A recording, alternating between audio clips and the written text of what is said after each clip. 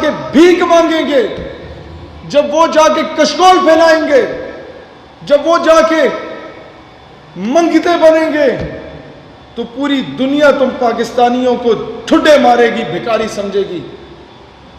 اور جب Tayyip Erdogan جا کے اسرائیلی صدر کو آنکھیں دکھائے گا تو پوری دنیا ترکوں کو غیرت مند قوم سمجھے گی۔ دوستان ذی وقار، پیسہ نہ ہونا از ناٹ این ایشو، یہ سب بکواس ہے۔ فائنینشیل کرائسس، قومیں بجلی پانی گیس سے نہیں بنتی، اور قومیں ٹیوب ویل سے نہیں بنتی، قومیں غیرت سے بنتی ہیں۔ غیرت نہ ہو تو یہ درجنوں ملکوں کا الائنس کچھ نہیں کر سکتا، غیرت ہو تو 313 کافی ہوتے ہیں، اور یہ غیرت نہ ہو تو حکومت اور اپوزیشن مل کے یہ انٹرنیشنل پریشر کے سامنے کچھ نہیں کر سکتے۔ غیرت ہو تو پشاور ہائی کورٹ کا ایک غازی فیصل کافی ہوتا ہے۔ قومیں غیرت سے بنا کرتی ہیں۔ ہمیں آج یہ فیصلہ کرنا ہوگا کہ بھوکے مرنا ہے، مرنے کو تیار ہیں، پیاسا مرنا ہے، مرنے کو تیار ہیں، گھاس کھانی پڑے گی، گھاس کھانے کو تیار ہیں۔ آج کے بعد قرضہ نہیں لیں گے۔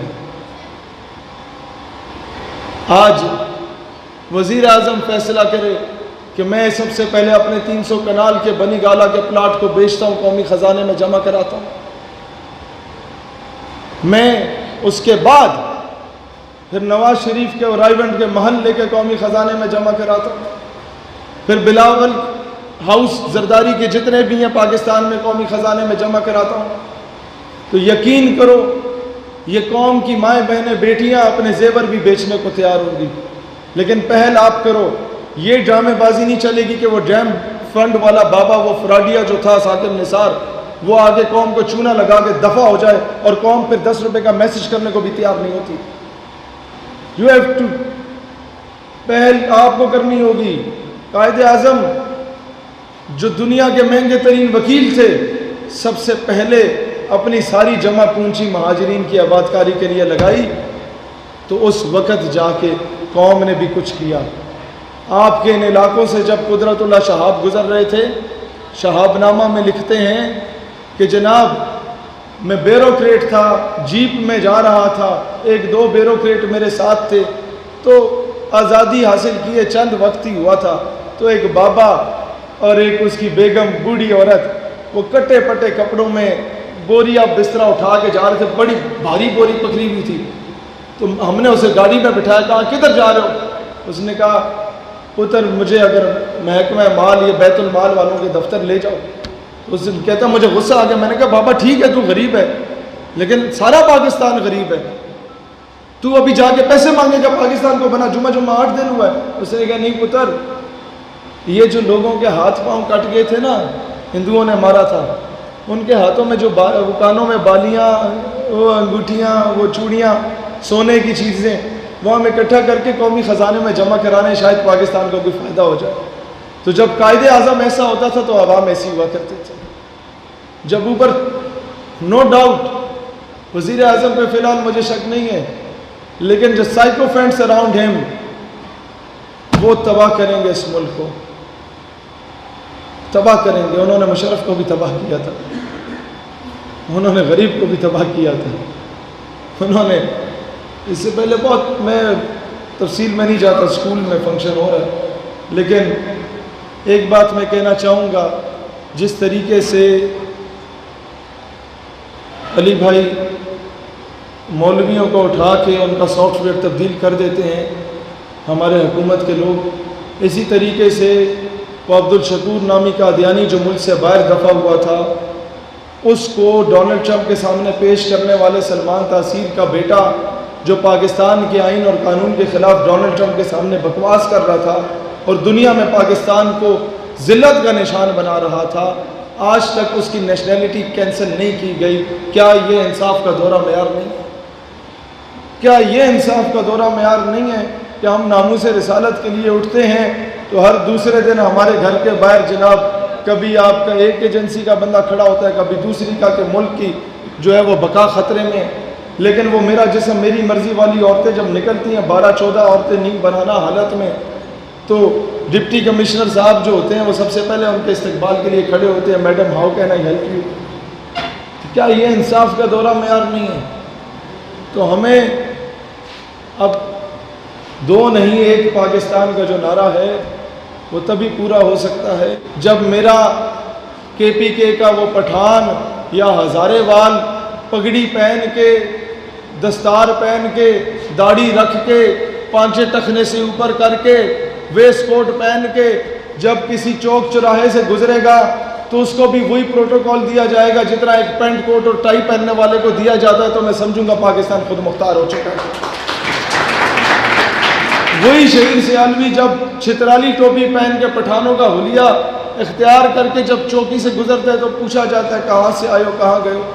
لیکن وہی شہید سیالوی جب پینٹ کوٹ پہن کے اینکے لگا کے جاتا ہے تو خواہ میں سلوٹ بھی مار دیتے ہیں کہ صاحب جا رہے ہیں.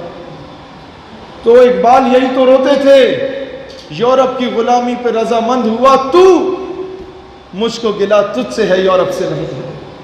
جب تک یہ سی وی لے کے آپ لوگوں میں سے جو نوجوان ہیں, بھائی جان مجھے بتاؤ نا, جب تک سی وی لے کے ایم این اے کے پاس نہیں جاتے یا کسی دفتر میں نہیں جاتے کہ جناب میں آپ کا نوکر بننا چاہتا ہوں, میں آپ کے بوٹ پالش کرنا چاہتا ہوں, میں آپ کی نوکری کروں گا, میں آپ کی خدمت کروں گا, میں آپ کی چاپلوسی کروں گا اور میں بہت اچھی چاپلوسی کر سکتا ہوں باقیوں کی نسبت, تب تک کیا وہ آپ کو نوکری پہ رکھے گا؟ نہیں رکھے گا نا. تو جب تک خود جا کے بیٹیوں کی دلالی نہیں کرو گے تب تک امریکہ بھی تمہیں اپنا غلام نہیں بنائے گا. یورپ کی غلامی پہ رضامند ہوا تو, مجھ کو گلا تجھ سے ہے یورپ سے نہیں ہے. اگر وقت پہ نقیب اللہ محسود کے قاتلوں کو کیفر کردار تک پہنچا دیا جاتا تو آج میرے کے پی کے میں آگ نہ لگ رہی ہوتی. اگر وقت پہ جب پہلا ڈرون اٹیک فاٹا میں گرایا گیا اس کے اگلے دن نیٹو کی سپلائی کو روک کے اس کے کنٹینر کو آگ لگا دی جاتی تو دنیا ہمیں بغیرت نہ کہتی. اگر وقت پہ جب انٹرنیشنل کورٹ آف جسٹس میں جا کے کلبھوشن یادو کا سٹے آرڈر لے لیا ہندوستان نے, اس کے اگلے دن اے پی ایس پشاور کے سامنے اسے پھانسی کے پھندے پہ لٹکا دیا جاتا تو دنیا پاکستانی قوم کو غیرت مند قوم سمجھتی, بیکاری نہ سمجھتی.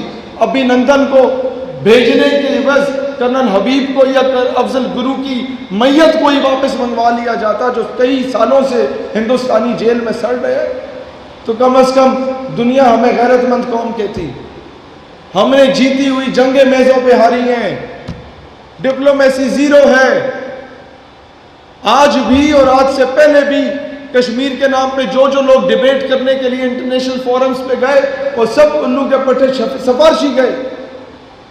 وہ سفارشی ٹولا گیا, یہ منسٹرز کے بھانجے بھتیجے گئے. اور ہوا کیا کہ جب انٹرنیشنل فورم پہ آپ کیس لڑتے ہیں کہتے ہیں وہ کشمیر میں بڑا ظلم ہو رہا ہے, زیادتی ہو رہی ہے, او ہو. انڈیا کہتا ہے یہ نہ کرو. تو مجھے بتاؤ فلان ریزولوشن کے مطابق کیا ہے, فلان ریزولوشن کے مطابق کیا ہے, یہ کیا ہے, وہ کیا ہے, اس قانون کے مطابق کیا ہے. تو ہمارا بندہ کہتا ہے یہ تو مجھے نہیں پتا لیکن ظلم بڑا ہو رہا ہے. او بھائی جان یہ باتیں پنڈ دیہات میں ان پڑھ لوگوں کے سامنے کر لو, وہ مان لے گا. آپ نے جب انٹرنیشنل سطح پہ جانا ہے تو اس کیلیبر کی جا کے بات کرنی ہے. یہی وجہ ہے کہ ہم کشمیر کا سودا کر رہے ہیں. عافیہ صدیقی کی بہن ہمیں کہتی ہے کہ مشرف نے ایک مرتبہ بیچا تھا, خان اور نواز نے بار بار بیچا اس کا نام. میں نے کہا وجہ کیا ہے؟ خان تو سنسیئر ہے. کہتی ہے خان کے وزراء شاہ محمود قریشی ٹائپ کے لوگ ہمیں خان تک پہنچنے نہیں دیتے اور ہمیں یہاں تک کہا گیا شاہ محمود قریشی کی جانب سے کہ آپ نے آئندہ میرے دفتر میں قدم نہیں رکھنا. جب اوپر نو ڈاؤٹ وزیر اعظم پہ فی الحال مجھے شک نہیں ہے لیکن جو سائیکو فینٹس اراؤنڈ ہم وہ تباہ کریں گے, اس ملک کو تباہ کریں گے. انہوں نے مشرف کو بھی تباہ کیا تھا, انہوں نے غریب کو بھی تباہ کیا تھا. مولویوں کو اٹھا کے ان کا سافٹ ویئر تبدیل کر دیتے ہیں ہمارے حکومت کے لوگ. اسی طریقے سے وہ عبدالشکور نامی قادیانی جو ملک سے باہر دفع ہوا تھا اس کو ڈونلڈ ٹرمپ کے سامنے پیش کرنے والے سلمان تاثیر کا بیٹا جو پاکستان کے آئین اور قانون کے خلاف ڈونلڈ ٹرمپ کے سامنے بکواس کر رہا تھا اور دنیا میں پاکستان کو ذلت کا نشان بنا رہا تھا, آج تک اس کی نیشنلٹی کینسل نہیں کی گئی. کیا یہ انصاف کا دورہ معیار نہیں ہے؟ کیا یہ انصاف کا دورہ معیار نہیں ہے کہ ہم ناموس رسالت کے لیے اٹھتے ہیں تو ہر دوسرے دن ہمارے گھر کے باہر جناب کبھی آپ کا ایک ایجنسی کا بندہ کھڑا ہوتا ہے، کبھی دوسری کا، کہ ملک کی جو ہے وہ بقا خطرے میں ہے. لیکن وہ میرا جسم میری مرضی والی عورتیں جب نکلتی ہیں 12-14 عورتیں نیند بنانا حالت میں، تو ڈپٹی کمشنر صاحب جو ہوتے ہیں وہ سب سے پہلے ان کے استقبال کے لیے کھڑے ہوتے ہیں، madam how can I help you. کیا یہ انصاف کا دورہ معیار نہیں ہے؟ مجھے بتاؤ نا، کب تک یہ آدھا گھنٹہ کھڑے ہونے سے کشمیر آزاد ہوا کبھی؟ مجھے بتاؤ اگر ہوتا ہے میں 1 گھنٹہ کھڑا ہوتا ہوں تاکہ ساتھ فلسطین بھی واپس لے آؤں. نہیں ہوگا. میں کہتا ہوں نہ ہوا آدھا گھنٹہ بیٹھ کے احتجاج کر لو کشمیر مل جائے گا، نہ ہوا آدھا گھنٹہ لیٹ کے احتجاج کر لو کشمیر مل جائے گا. لیکن پھر بھی نہ ہوا. خان صاحب آدھا گھنٹہ امت کے سامنے مرغا بن جاؤ کہ اب محمد بن قاسم نے نہیں آنا، اب ٹیپو سلطان یا نور الدین زنگی نے نہیں آنا، اب ہم لوگ گانے گا کے ڈھول بجا کے کشمیر آزاد کرائیں گے. انڈیا جا جا کشمیر سے نکل جا. میں نے کہا اس طرح نہیں نکلے گا، ایک اور ترانہ بناؤ، انڈیا دفع ہو جائے کشمیر سے نکل جا، شاید نکل جائے. وہ کشمیری مائیں ہم سے پوچھتی ہیں وہ کب تک ہمارے نام کو بیچو گے؟ ہمارا بچہ جب بازار میں نکلتا ہے تو ہندوستانی فوج اسے گریبان سے پکڑ کے پوچھتی ہے، آگے وہ پاکستان سے خالد بن ولید کے وارث، آگے وہ طارق بن زیاد کے وارث کشتیاں جلا کے پاکستان سے. وہ کہتی ہے بیٹا مجھے پتا ہے تم لوگ بڑے مجبور ہو، لیکن تم تقریریں بڑی اچھی کرتے ہیں، مجھے بتاؤ نا میں اس سے کیا جواب دوں؟ تمہاری تقریر لا کے سناؤں یا تمہارے وزیر اعظم کی تقریر لا کے سناؤں؟ دوستانے سے بتا، یہ جب بیک گراؤنڈ میں یہ لگتا ہے اس کا مطلب ہے کہ آپ ذرا ختم کریں. میں اینڈ پہ یہی بات عرض کرنا چاہتا ہوں کہ اقبال رحمۃ اللہ علیہ فرماتے ہیں تو نے پوچھی ہے امامت کی حقیقت مجھ سے، ایک لیڈر تو کیسا ہونا چاہیے؟ کہتا ہے حق تجھے میری طرح صاحب اسرار کرے، ہے وہی تیرے زمانے کا امام برحق جو تجھے حاضر و موجود سے بیزار کرے. بڑی بڑی گاڑیاں ہیں، بڑے بڑے پروٹوکول، یہ ہٹو بچو نہ. اور پھر کہتا ہے فتنہ ہے، فتنہ ملت بیضا ہے امامت اس کی جو مسلمان کو سلاطین کا پرستار کرے، جو اسلامک ملٹری الائنس بنانے کے بعد تلواروں کا رقص دکھا رہا ہو ڈونلڈ ٹرمپ کے استقبال میں.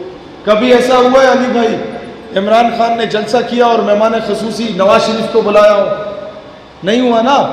تو اسلامک ملٹری الائنس میں جب مہمان خصوصی ڈونلڈ ٹرمپ آتا ہے تو آپ کس کو دکھانے کے لیے اسلامک ملٹری الائنس بنا رہے ہیں؟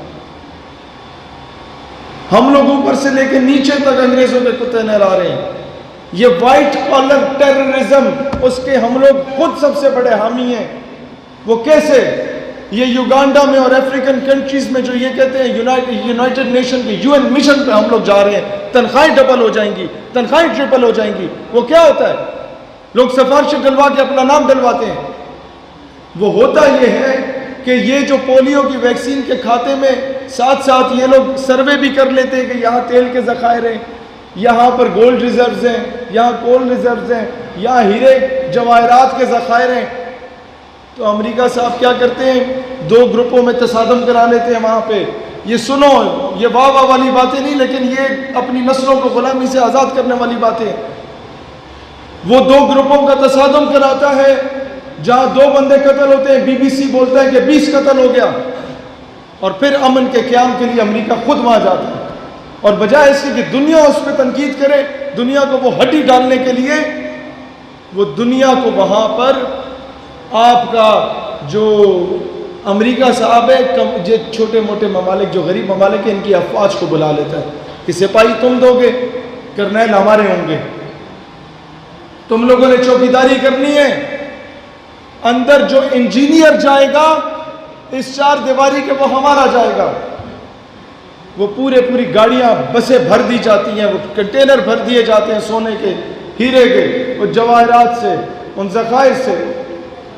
اور اس کے آخر میں ایک لائن لگا دی جاتی ہے اسلحے کی کہ یہ اسلحہ یہاں سے بازیاب ہوا ہے. اور صرف اتنا سا سونا اس سے نکال دو تو باہر جو 2-3 ہزار کی فوج چوکیداری کے لیے لگائی ہوتی ہے ان کے پورے سال کی تنخواہیں اس سے آ جائیں گی.